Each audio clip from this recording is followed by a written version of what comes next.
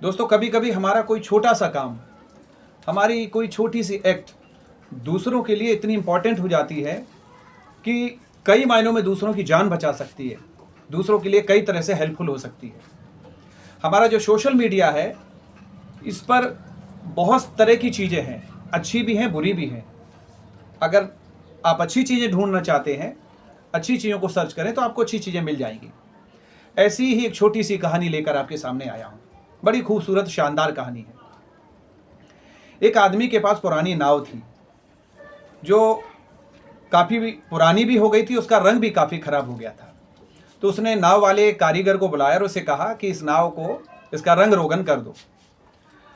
नाव वाले कारीगर ने उसका सर्वे किया, उसने देखा कि हाँ सर जी, इसे हम कर देंगे और बढ़िया हो जाएगी।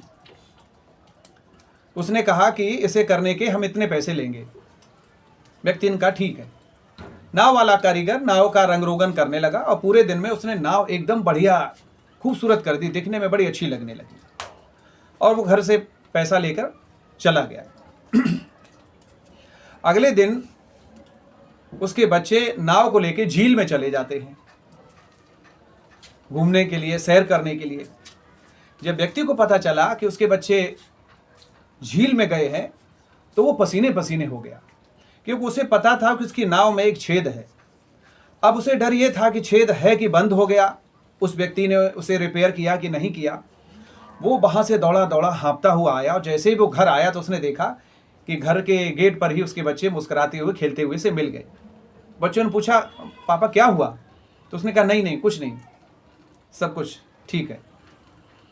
वो व्यक्ति एक लिफाफा उठाता है और उसमें कुछ पैसे रखता है और पैसे लेके नाव वाले कारीगर के घर पे पहुंचता है। तो उसने वहाँ नॉक किया। तो उसने कहा कि अरे बाबूजी, आप कैसे आए? तो बोले कि पैसे देने। बोले तो वो तो आपने कल दे दिए थे। बोले नहीं, ये तो आपका इनाम है उस काम के लिए जिसके लिए मैंने आपको नहीं कहा था। आपको पता है कि मेरी नाव में एक छेद था और वो मुझे पता था। कल मेरे बच्चे नाव लेके झील में चले गए और मैं डर के मारे कांप गया कि अगर नाव में छेद रहा होगा तो पानी भर जाएगा, बच्चे डूब जाएंगे और उनके साथ कोई अनहोनी भी हो सकती। लेकिन आपने जब नाव को रंग रोगन किया तो आपने छेद को देखा और बड़े अच्छे से आपने छेद को बंद कर दिया। और आपके इस छोटे एक्ट की वजह से आज मेरे बच्चे बच गए। तो ये आपका इनाम है, इसे रख लीजिए। दोस्तों, ऐसा हमारी लाइफ में भी होता है कि कभी कभी हम कोई ऐसा छोटा सा काम करते हैं जो दूसरों के लिए बड़ा इंपॉर्टेंट हो जाता है।